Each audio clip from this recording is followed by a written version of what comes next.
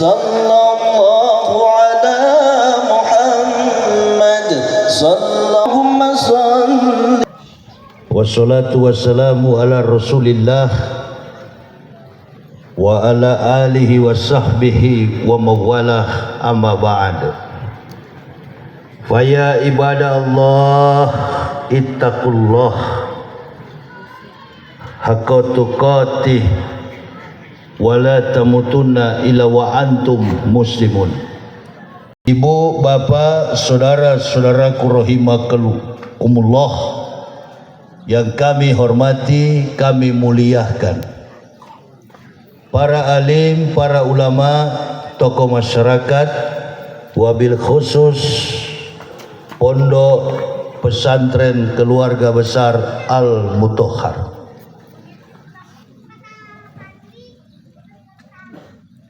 Kumpulan atau persatuan para alumnus Pondok Pesantren Al-Mutahhar. Keadaan mendung dan panas karena pada hari ini selaku masyarakat Indonesia dari Sabang sampai Merauke kita sedang menanti,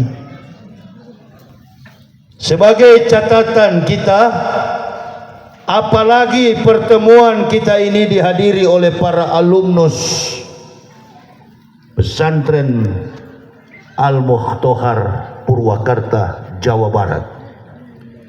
Catatan penting yang perlu saya sampaikan adalah menjiwai peran keikutsertaan kita dalam kemajuan negara. Kadangkala kita dituduh orang yang keras berdakwah. Kadangkala kita dituduh orang yang memecah belah persatuan. Konsep ini adalah konsep tahun 1948, 1928 dan terakhir pecah 1965, komunis. Suka memutarbalikkan kebenaran. Maka tugas berat yang Allah berikan kepada masyarakat Indonesia ini terletak di pundak para alumni pesantren. Dikumpulkan kita pada hari ini, hari yang sangat baik, momentum yang sangat istimewa. Saya tadi berbicara dengan Abah. Konsep apa, Bah, yang perlu saya sampaikan ini? Abah mengatakan motivasi. Saya selalu bilang bahwa saya ini kalau handphone, saya bukan komponen IT. Saya bukan alat yang berdiam pada media elektronik handphone. Saya bukan komponen IT yang ada pada handphone. Saya hanya charger. Ibu bapak tahu charger itu, kalau ibu bapak punya handphone suak, low bat, lemah baterainya, maka perlu cas. Kehidupan kita Indonesia ini sungguh sangat memprihatinkan. 10 tahun Jokowi memerintah Indonesia ini, nggak ada tanda berkah. Yang mengatakan Jokowi berhasil hanya golongan penjilat. Mental ini jangan ada pada alumnus Al-Mutahhar.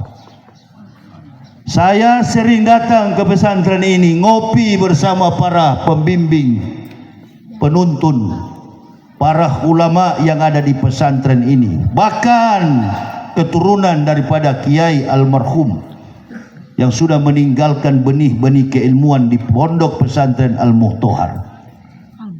Apa yang kami ceritakan, bahwa pondok pesantren ini banyak menghasilkan pejabat-pejabat negara dalam dan luar negeri.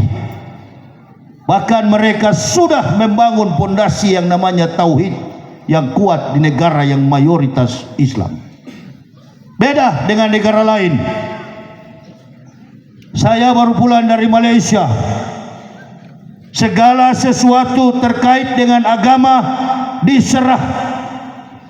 dipegang penuh oleh pemerintah.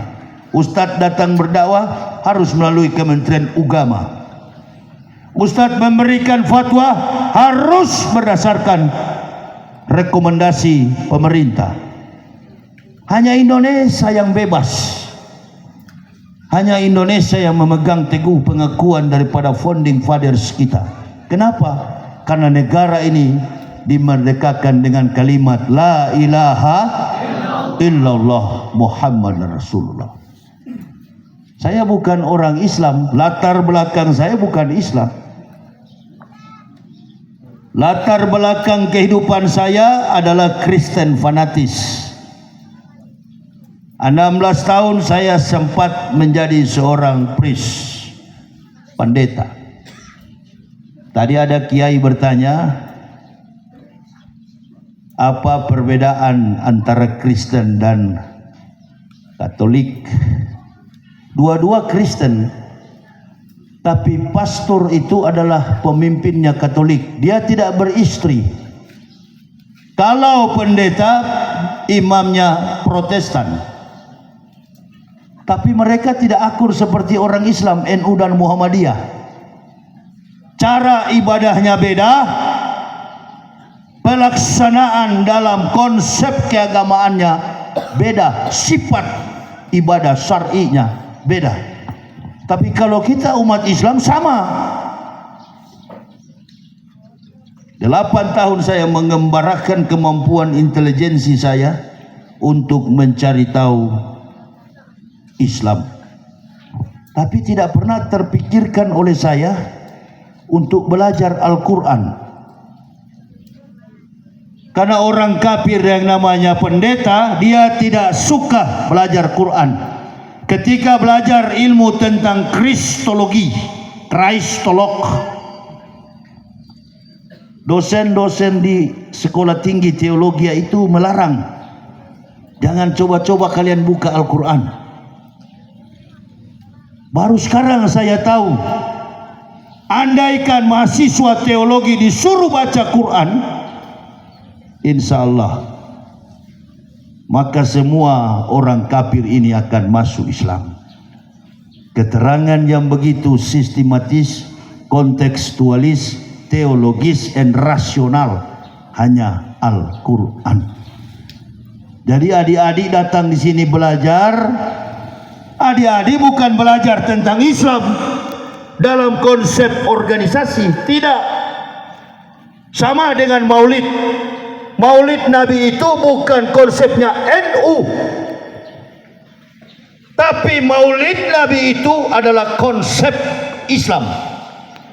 Siapa yang beragama Islam, dia patut memuliakan Nabi tercinta Rasulullah Muhammad sallallahu alaihi wasallam. Tapi di dalam Islam ini sebagian 0, sekian persen ada pendakwa-pendakwa Islam yang mengatakan ini tidak ada dalil. Rasul tidak pernah menyuruh melaksanakan maulid. Memang tidak ada dalil. Siapa bilang ada dalil? Kalau ditanya ke semua pondok pesantren, pasti mengatakan nggak ada memang dalilnya. Tapi Anda sebagai pengikut Muhammad, kemarin saya di Medan ceramah di beberapa masjid Maulid Nabi. Ceramah yang pertama Masjid At-Taqwa di daerah Tapanuli Selatan, daerah Padang Sidempuan. Masjid At-Taqwa itu adalah masjid Muhammadiyah. Ustadz jangan sampaikan maulid di situ, karena di situ Muhammadiyah. Justru Muhammadiyah yang harus melaksanakan maulid, karena mereka mengidentikan kata Muhammadiyah dengan istilah pengikut itu. Dalilnya tidak ada dalam hadis, karena Nabi Muhammad bukan orang takabur.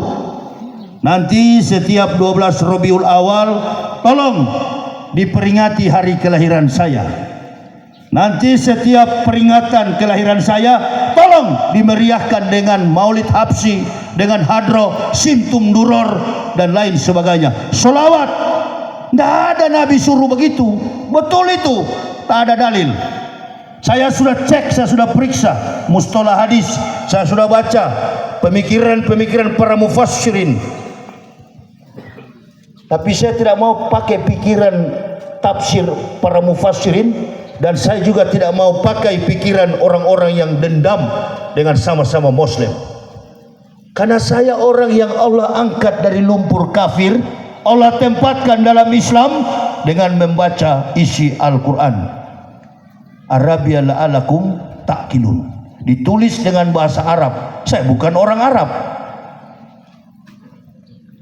Tapi satu kalimat yang selalu melekat dalam pikiran saya, Nabi Muhammad ini, wa ma arsalnaka ila rahmatan lil. Apa artinya itu? Saya pelajari kurang lebih 2 tahun. Makna daripada rahmatan lil alamin. Sampai ada istilah orang karena dendam politik, cobalah kalau berdakwah itu bawa Islam yang rahmatan lil alamin. Dia nggak ngerti apa makna lil alamin. Lil alamin itu adalah menjangkau satu dunia ke dunia yang lain, dunia yang lain ke dunia yang paling lain. Semua terjangkau dengan kehadiran Nabi Muhammad Sallallahu Alaihi Wasallam. Kalau soal berdakwah, ada yang keras, ada yang tegas, ada yang lembut, ada yang halus. Tapi yang kurang ajar tidak boleh. Tidak boleh, apalagi dendam. Nah, saya ketika ditangkap, dimasukkan ke dalam penjara, hakim bertanya, laporan-laporan yang disampaikan oleh orang-orang yang bukan Islam kafir, katanya terdakwa sering mengatakan orang Kristen itu kafir. Coba ulangi yang mulia pertanyaannya. Katanya saudara terdakwa sering mengatakan orang yang di luar Islam kafir. Saya tanya hakimnya, yang mulia beragama Islam atau Kristen? Saya Islam, terdakwa. Bukan saya yang mengatakan. Yang mengatakan adalah Allah Subhanahu wa ta'ala. Justru karena ayat itu saya masuk Islam, yang mulia. Laqad kafara allazina qalu innallaha masih ibnu Maryama. Laqad kafara allazina, kafirlah orang-orang yang berkata Isa anak Maryam adalah Tuhan selain Allah. Dan orang Islam tidak sempurna iman Islamnya. Tidak sempurna iman Islamnya kalau tidak percaya kepada salah satu nabi yang diutus Allah, termasuk Nabi Isa alaihissalam.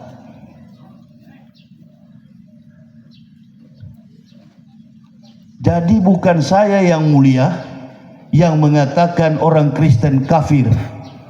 Al-Quran. Silakan yang mulia pulang ke rumah, robek ayat itu, bakarlah ayat itu. Yang mulia akan jadi terdakwa seperti saya. Oh, jaksa penuntut umum, maaf, kita sudah sidangkan ahli ini. Tidak boleh dendam yang mulia. Saudara-saudara saya di Manado, mayoritas orang Manado itu tidak ada yang beragama Islam, termasuk kami satu keluarga. Kami mendapatkan Islam karena kami mengikuti jejak kerasulan Nabi Muhammad Sallallahu Alaihi Wasallam. Kalau kami mengikuti nama Muhammad yang ada di Indonesia, Allahu Akbar. Sampai hari ini yang mulia saya belum menjadi Islam. Justru saya mendapatkan Islam itu di tanah kelahiran Al-Masih Nazaret Urusalimah. Penulisan Yerusalem itu bukan Yerusalem, Urusalimah.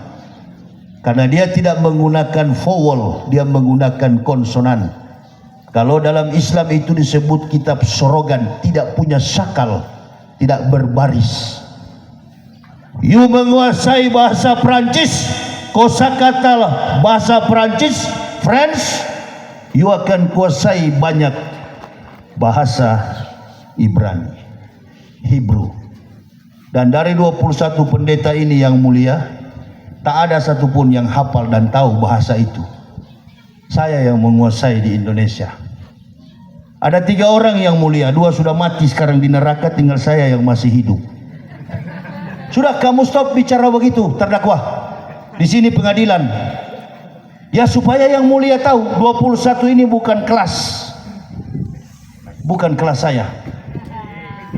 Masuk Islam karena mendapatkan nikmat hidayah.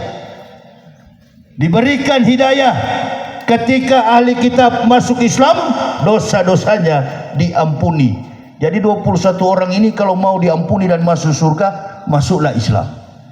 Kesempatan saya memanggil mereka masuk Islam, bebas saya disidangkan, tidak dipenjarakan lagi. Nggak ada penasihat hukum, tak ada pengacara manapun.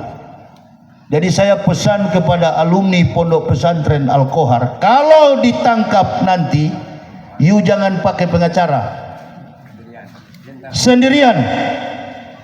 Ada juga yang masuk penjara, bah. Ada 3 ustadz, bahkan 2 bergelar Gus. Tahu kalau Gus kan? Jago-jago ilmu, jago-jago kitab. Masuk penjara. Tapi di dalam penjara mereka tak boleh jadi imam, mereka tak boleh memimpin solat, macam-macam ditolak oleh masyarakat, bahkan polisi menolak mereka untuk menjadi imam.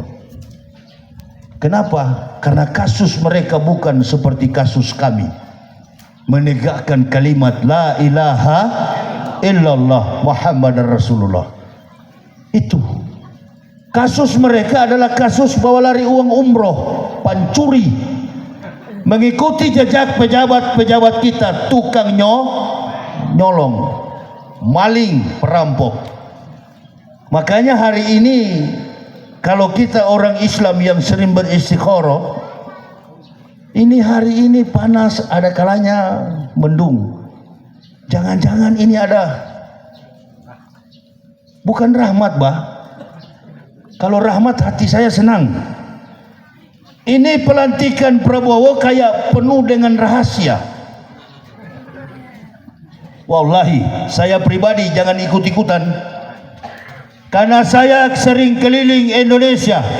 Saya sering melihat bagaimana pengeluhan masyarakat negara kita mayoritas Islam sampai ke pedalaman-pedalaman kami suami istri menjangkau umat. Baru saya tahu memang tugas dakwah ini tugas yang berat. Ada kalanya kami dipuji, ada kalanya kami dihina, ada kalanya kami dicela, kami dimuliakan. Itulah warna dakwah Nabi tercinta Rasulullah Muhammad. Bukan cuma mencari tempat-tempat yang empuk.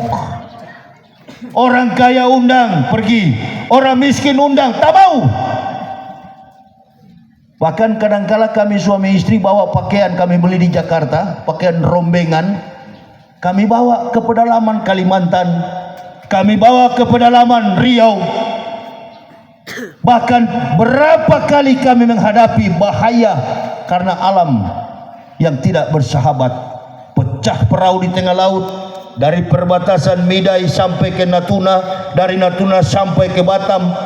Perjalanan dalam kehidupan dakwah, naik gunung, turun lembah, menyeberangi lautan, berdayung dengan sampan di tengah kerumunan buaya-buaya yang ada di air hitam Kalimantan Barat.